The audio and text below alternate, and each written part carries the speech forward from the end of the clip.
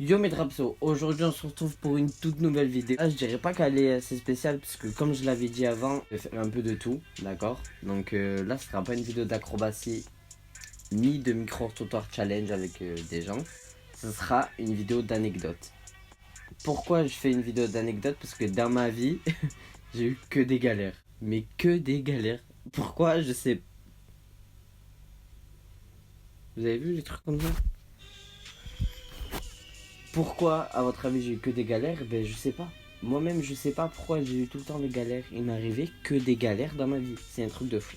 Donc, pour cette vidéo, ça va être très simple. Je vais vous raconter la pire anecdote qui m'est arrivée. C'est pas, en fait, c'est même pas une anecdote, c'est une histoire. C'est vraiment passé, je l'invente pas, vous allez voir de toute façon. N'hésitez pas à me suivre sur les réseaux sociaux, c'est très important. Je mettrai tout dans la description.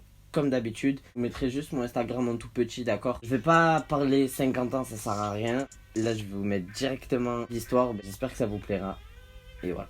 Donc, qu'est-ce qui m'est arrivé? C'est très simple. J'habitais à l'île Sorsorgue, dans le Vaucluse. Pour ceux qui connaissent pas du tout, c'est une petite ville assez jolie, d'accord. Je vais pas passer dans les détails, mais c'est une petite ville assez jolie. J'ai vécu toute mon enfance. Enfin, je suis arrivé en France quand j'avais 2 ans. Donc, j'étais tout petit. Et il faut savoir qu'à l'île Sorsorgue, c'est plein d'antiquités, d'accord. Il y a vraiment plein d'antiquités. Enfin, c'est des trucs de fou. Ce qui est à la base, je crois, c'est la 3e ville mondiale où il y a le plus d'antiquités, où il y a plus de brocantes et tout. Je suis installé avec mon frère et ma mère. J'avais à peu près 10-11 ans. Ouais, je sais plus exactement parce que ça remonte d'il y a très longtemps. Mais j'avais à peu près 10-11 ans et on habitait juste à côté d'un Lidl. Donc j'avais une petite maison, enfin, elle était pas à moi bien sûr. J'étais petit, mais elle était à ma mère. Ce qui s'est passé, c'est vraiment. Wow. J'ai les frissons. Je vous jure que c'est vrai. Je vous jure, hein. Regardez. J'ai vraiment les frissons. C'est vraiment quelque chose qui m'est arrivé, un truc de fou. On va rentrer directement dans le vif du sujet. Quand on a commencé à habiter dans cette maison, ma mère ne le sentait pas trop. Sauf que mon frère et moi, on voulait une maison parce qu'on avait un jardin et derrière il y avait la Sorgue. Et chez nous, la Sorgue, même si elle est à 13 degrés, oui, 13 degrés c'est froid, mais chez nous, 13 degrés dans le sud, c'est logique quoi. Elle n'est pas chaude, à part quand on va à la mer. Sinon, la Sorgue, c'est la Sorgue. Donc, du coup, on avait une petite plateforme, une petite terrasse avec une genre de plateforme, une île entre guillemets, avec du sable et des cailloux. Et tout autour, en fait, il y avait de l'eau. Et nous, on avait mis un petit pont. Et donc, du coup, on se baignait. Donc, un jour, avec mon frère et ma mère, il nous arrivait quelque chose de vraiment de fou. Faut savoir que du côté de ma famille, là-bas, c'est des marabouts. Et donc, du coup, on avait peur qu'il restait des antiquités et tout. Et on avait très peur. C'était quelque chose vraiment qui nous faisait flipper. Donc, du coup, on appelle mon oncle qui était marabout. On l'appelle et on lui explique que cette maison, on n'est pas bien dedans. Mon oncle, il a fait ses trucs de marabout et tout. Après des semaines et des semaines, mon oncle a appelé ma mère et lui a expliqué tout simplement que cette maison, en fait, c'était un ancien cimetière. Du coup, ben, comment vous dire que ça fait peur? Ça fait vraiment peur. Ma mère nous l'avait pas dit avec mon frère. Pour pas qu'on ait peur, pour pas qu'on se sente mal, pour pas, enfin, pour plein de choses. On était petits avec mon frère. Non. On a vécu 4-5 mois, je crois, dedans. 2-3 jours qui passent. Et là, vous allez me dire, t'es un menteur. Dites ce que vous voulez, mais je vous jure que c'est vrai et que je suis pas un menteur et que c'est vraiment passé. Je connais plein de monde à qui c'est passé, mais c'est fou de raconter ça et c'est pour ça que j'ai fait cette vidéo parce que, enfin, c'est marrant d'un côté parce que y en a qui vont pas croire, mais d'un autre côté, il faut y croire parce que ça existe vraiment. Enfin, pour moi, parce que j'ai vécu et j'ai toujours cru à ça. Des semaines et des semaines qui passent, quelques jours passent et ma mère va au travail à 6h du matin pour aller au boulot tout simplement. Et elle trébuche dans les escaliers. Sauf que nous, on était en bas en train de petit déjeuner parce qu'il fallait aller à l'école. Toujours aller à l'école. Du coup, là, elle tombe et elle se fait très mal. Et nous, nos escaliers, ils étaient en bois, donc ils grinçaient parce que c'était une vieille maison. L'escalier faisait ça et il revenait. Sur le coup, on n'a pas compris et avec mon frère, on a couru et on a pris ma mère. Elle s'était fait très mal. Hein. Et ma mère, elle nous a dit je me suis pris un coup. Sauf que tu dis ça à tes enfants. Enfin, on n'a pas compris. Moi, je l'ai regardé, genre. T'es sérieux? Pourquoi tu nous dis ça? Ce qui s'est passé, c'est qu'elle était vraiment sérieuse et on a compris qu'en fait, c'était pas une blague. Et de là, on a commencé à avoir peur. C'est bizarre ce que je vais vous dire, mais une fois que vous avez peur, qu'il y a quelque chose, et ben c'est là où t'es parano en fait dans ta tête. Parce que du coup tu vois plein de choses et tout, et que tu remarquais pas avant. Et donc du coup on amène ma mère à l'hôpital parce qu'elle s'était fait vraiment mal, elle s'était cassé la cheville. On l'a amenée à l'hôpital avec mon frère, et l'hôpital c'était juste à côté. Et enfin tout allait bien, elle a fait sa rééducation et tout, enfin c'était juste, c'était pas très très grave mais elle s'était fait mal quand même.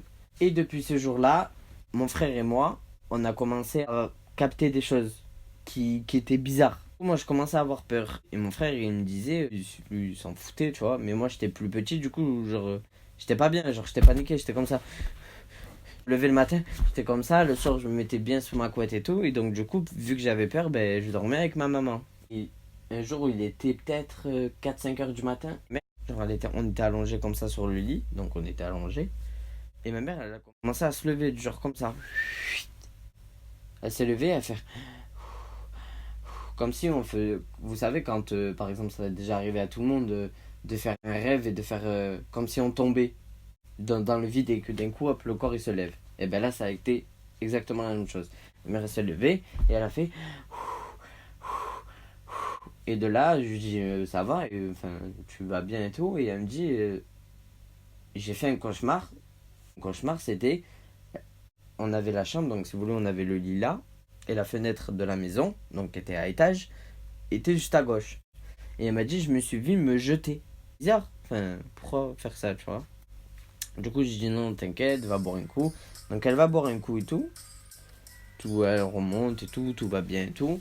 C'est dur de se rendormir après ça, donc du coup, ben moi je me rendors direct parce que j'étais petit, forcément, on voulait que je réagisse comment. J'étais tout petit, je me rendors comme bébé. Le lendemain passe, je vais au petit déjeuner et là, j'ouvre mon frigo, je prends le lait, je prends mon bol, je mets mon lait dans le bol, je vais au frigo, donc j'avais juste, la table était là, j'avais juste à me tourner et à mettre dans le frigo, je me retourne, puis mon bol. Là, je cours directement, genre je cours vraiment vite, hein, dans la chambre de ma mère, en train de se coiffer puisqu'elle partait au boulot et moi je partais à l'école. Maman, on m'a volé mon bol. Elle me dit, dis pas n'importe quoi, enfin, il y a personne à la maison de ton frère, il est chez un copain et il y a que toi et moi. Donc c'est pas possible. Maman, on m'a volé mon vol et tout. Elle me dit, bon, si tu me descends pour rien, vous connaissez les mamans, si je descends pour rien et qu'il y a ton bol, je te tue. Comme par hasard, je descends les escaliers, mon bol. Elle me regarde, elle me dit, ah, tu crois qu'on a le temps en plus et tout, nanina. Je jure, maman, que genre, je me suis retourné, il n'y avait plus mon bol, sinon je serais pas remonté et tout. Et petit à petit, ces trucs, ils commençaient à arriver. Un verre qui disparaît, une assiette qui pète, plein de petits trucs comme ça. On a commencé à avoir peur avec mon frère et ma mère, et on a encore appelé mon oncle, qui était marabout. On a appelé mon oncle et tout, et là il nous a dit, partez de la maison, devient vraiment dangereux, plus vous y restez, et plus ils vont vous attaquer, plus ils vont faire des choses. Pour le coup, oui, ok, on peut déménager, mais on venait juste d'aménager déjà. Donc c'est dur de partir d'une maison comme ça du jour au lendemain. Lui dit, est-ce que tu peux en enlever? Parce que les marabouts, ils peuvent en enlever. Des esprits. Même je sais, les gens vont croire que je suis fou.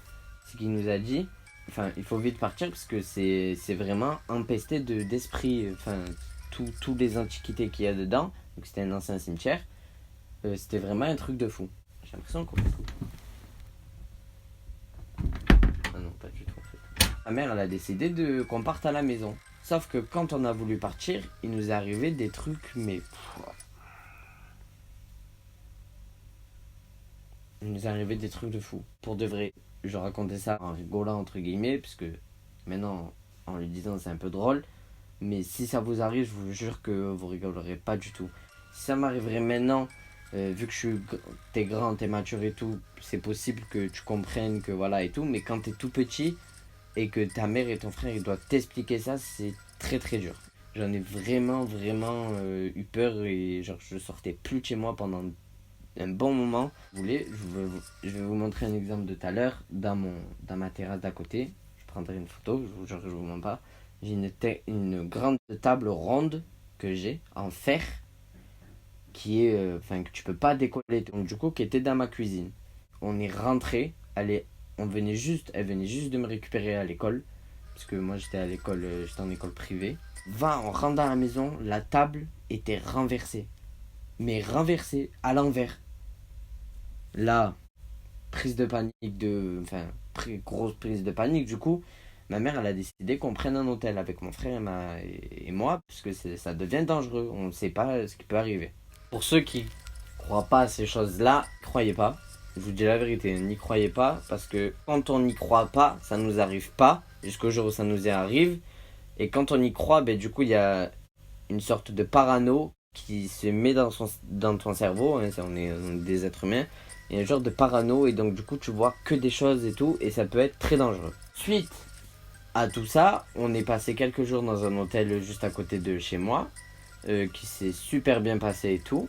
2-3 jours après qu'on arrive à la maison, donc là tout est bien, enfin tout était bien nickel avec toujours la table renversée parce que du coup on n'avait pas touché, on avait laissé comme ça pour voir s'il y avait des changements et tout. Et il n'y a pas eu de changement. Donc bon, là on s'est dit autant ils sont partis et tout, on a commencé à être plus soulagé. Autant on s'est dit juste il fallait qu'on se détache un peu et qu'on revienne etc. S'il y en a que c'est arrivé dans leur vie, dites-moi dans les commentaires et envoyez-moi un message sur Instagram. C'est très important, on en parle si vous voulez, si vous êtes encore, choqué parce que vous arrivez. Si vous avez d'autres anecdotes à peu près pareilles au niveau des esprits ou des trucs comme ça, dites-moi, parlez-moi-en, je vous en parle, hein, j'ai vécu ça donc on peut en parler, il n'y a pas de problème. Et pour ceux qui ne croient pas, n'y croyez pas et si vous voulez venir me parler quand même, vous pouvez aussi. Donc, comme je vous ai dit avant, on revient à la maison. Donc, on ouvre la porte, tout est bien rangé, la table est toujours renversée. On s'installe sur le canapé, tout se passe bien, nickel. Mon frère est en haut, nous deux avec ma mère on est en bas. Et de là, je me rappelle de l'heure et je m'en rappelle très très bien, puisque c'était ma série. Et NCIS, pour ceux qui connaissent pas, c'est genre esprit criminel, mais en Amérique. Et ça passait entre 20h30 et 20h45. Et ce jour-là, il était 20h45, on a entendu un genre de grincement. Avec ma mère, on s'est regardé et on a dit Kevin, puisque Kevin c'est le nom de mon frère. Donc on a dit Kevin fort pour que là, et il nous dit oui, et on a dit c'est toi qui as déplacé quelque chose ou c'est toi qui as grincé. Du coup il nous dit non non non pas du tout, enfin j'ai rien fait, je joue à la play maman, j'ai rien fait et tout. On commençait à avoir un peu peur, on s'est demandé qui c'était, donc du coup j'ouvre la porte et là je ferme la porte et on a vu une espèce de, en fait comme une cape, vous savez comme une cape, comme Batman, comme Batman mais tout noir, enfin tout fin. Et genre il s'est déployé comme ça. Et il a traversé ma mère et hop, il est parti. Et là, on l'a vu. Genre, moi, je l'ai vu. Et ma mère aussi, elle l'a vu. Donc, du coup, on était deux. J'ai eu très, très, très, très, très peur. Et de là, on a commencé à avoir des trucs de fou. Enfin, genre, là, c'était vraiment la panique.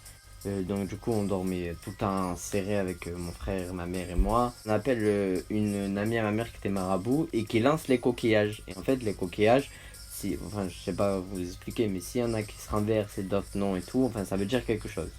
Elle tire les coquillages et d'un coup, les coquillages, elle les a tirés et les coquillages ils sont cassés. Mais tous un par un. Genre, ça fait chou, pou papa.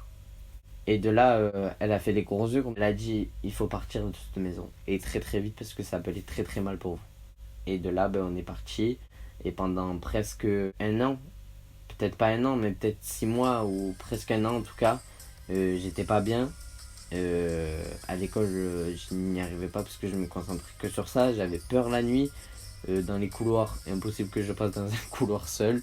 J'ai dormi pendant longtemps avec ma mère. Jusqu'à mes 12 ans, j'ai dormi avec ma mère à cause de cette histoire-là. Vraiment quelque chose de fou.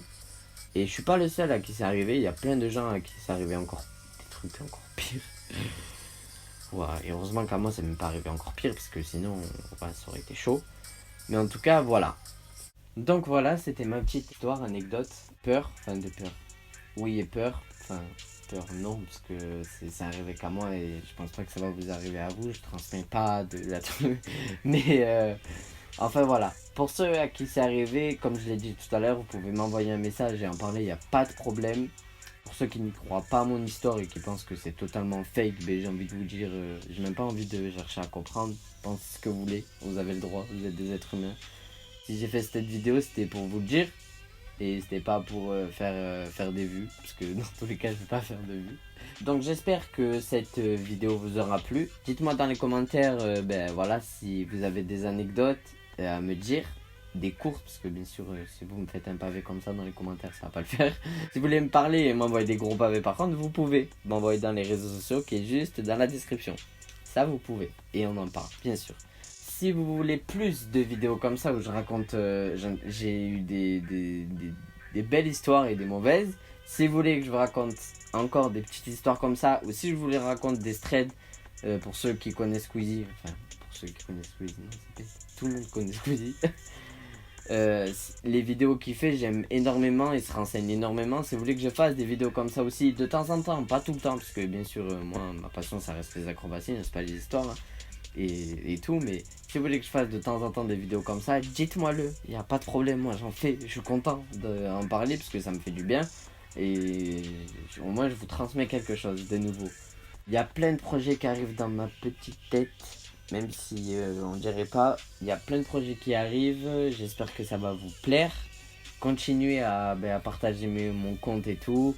Moi, comme vous le savez hein, depuis le début, les vues, je m'en fous, les abonnés, je m'en fous pas, parce que les abonnés c'est vous, et vous c'est important, les vues, ça peut être vous comme ça peut être quelqu'un d'autre, je m'en fous strictement, enfin, je peux faire 1 million de vues comme je peux faire 100 000 vues ou 1000 vues, je m'en fous complètement, c'est pas quelque chose, enfin, ça va pas changer ma vie du jour au lendemain. Je suis content de ce que je vous transmets. J'espère que ce que je transmets, ça vous plaît aussi. Sinon, je pense, parce que sinon, vous ne me suivrez pas. Donc voilà, c'était ma petite histoire. Donc voilà, c'était Dramso TV. J'espère que cette vidéo vous aura plu. Peace tout le monde.